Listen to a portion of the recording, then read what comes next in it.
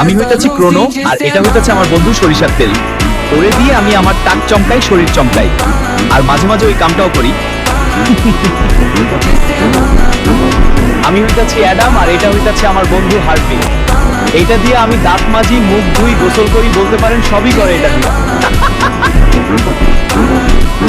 আমি হইতাছি ডিজে আলোক, আর এটা হইতাছে আমার বন্ধু toothpaste.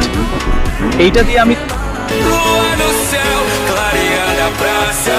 Sou que ecoa a energia que